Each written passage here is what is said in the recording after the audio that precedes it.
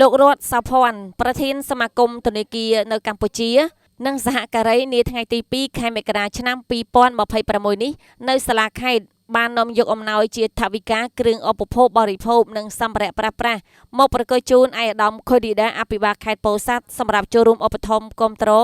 ដល់វរៈកងទ័ពជួរមុខនិងបរដ្ឋភិសឹកក្នុងស្មារតីខ្មែរតែមួយខ្មែររួបរวมសាមគ្គីគ្នានេះអំឡុងពេលដ៏លំបាកនិងមានការចូលរួមពីលោកអភិបាលរងខេត្តនិងនាយករដ្ឋបាលសាលាខេត្តលោករដ្ឋសោភ័ណ្ឌប្រធានសមាគមធនាគារកម្ពុជាបានដដឹងថាអំណោយខាងលើនេះរួមមានថវិកា8លានរៀលទឹកសុទ្ធ100កេសអង្ករ2តោនមី100កេសត្រីខ150យួរទឹកស៊ីអ៊ីវ150យួរទឹកត្រី150យួរសាច់ផាត់30គីឡូក្រាមខោអាវ3គីបនិងឈុតថ្នាំដុសធ្មេញច្រាសសាប៊ូកក់សក់សាប៊ូដុសខ្លួននិងម្សៅសាប៊ូជាទឹកចិត្តជាបេះដូងនិងក្តីមេត្តាដែលក្រុមការងាររបស់លោកនិងសប្បុរសជនបានផ្ដល់ជូនក្នុងស្មារតីខ្មែរតែមួយនិងជាការរួមសាមគ្គីគ្នាក្នុងអំឡុងពេលដ៏លំបាកដើម្បីជួយដល់បរដ្ឋភិសឹកនិងដើម្បីជាការរួមចំណែកឧបត្ថម្ភគាំទ្រដល់វរៈកងទ័ពជើងមុខដែលបាននឹងកំពុងតែឈរជើងតំបន់ព្រំដែនកម្ពុជាថៃឯកឧត្តមខុឌីដាអភិបាលខេត្តពោធិ៍សាត់បានថ្លែងអំណរគុណនិងវាតម្លៃខ្ពស់ដល់លោករដ្ឋសោភ័ណ្ឌប្រធានសមាគមធនាគារនៅកម្ពុជានិងសហការីដែលបានឧបត្ថម្ភថវិកាគ្រឿងឧបភោគបរិភោគនិងសម្ភារៈប្រើប្រាស់ជូនរដ្ឋបាលខេត្តពោធិ៍សាត់បង្ហាញអំពីកម្លាំងសាមគ្គីដ៏រឹងមាំនៅជួរក្រោយក្នុងការគាំទ្រយុទ្ធជនជួរមុខដ៏អង្អាចក្លាហានរបស់កម្ពុជាពីសត្រូវឈ្លានពានថៃ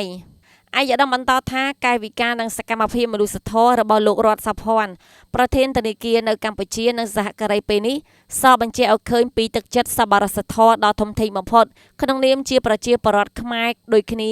និងបង្ហាញឲ្យឃើញអំពីវប្បធម៌ចែករំលែកដែលប្រមុខរដ្ឋាភិបាលកម្ពុជាយើងលើកកម្ពស់ឲ្យមានតម្លៃខ្លាំងបំផុតឯកឧត្តមខុឌីដាអភិបាលនៃគណៈអភិបាលខេត្តពោធិ៍សាត់បានគូបញ្ជាក់ថាគិតមកដល់ពេលនេះស្ថានភាពតាមខ្សែបន្ទាត់ព្រំដែនកម្ពុជាថៃជាពិសេសនៅឃុំថ្មដាស្រុកវាវែងខេត្តពោធិ៍សាត់ប្រទេសកម្ពុជាថ្មីត្បិតតែមានភាពធូរស្រាលបានបន្តិចតែទោះជាយ៉ាងនេះក៏ដោយរដ្ឋបាលខេត្តនៅតែបន្តព្យាយាមនិងធ្វើការដោះស្រាយនៅរាល់ករណីប្រឈមនានាជាពិសេសចំពោះវរៈកងទ័ពជួរមុខគ្រួសារកងទ័ពបរដ្ឋភិសឹកនិងប្រជាពលរដ្ឋជួបកង្វះខាតនៅក្នុងមូលដ្ឋានជាដើមឯកឧត្តមបានជំរុញដល់អាជ្ញាធរគ្រប់លំដាប់ថ្នាក់ឲ្យបន្តបង្កើនការយកចិត្តទុកដាក់ត្រៀមបង្ការជាប់ជាប្រចាំមិនត្រូវធ្វេសប្រហែសនោះឡើយហើយគណៈបញ្ជាការឯកភាពរដ្ឋបាលខេត្តនឹងជួយដោះស្រាយជាស្បៀងអាហារដើម្បីជួយសម្រួលដល់ជីវភាពគ្រួសារវរៈកងទ័ពជួរមុខជាប្រចាំ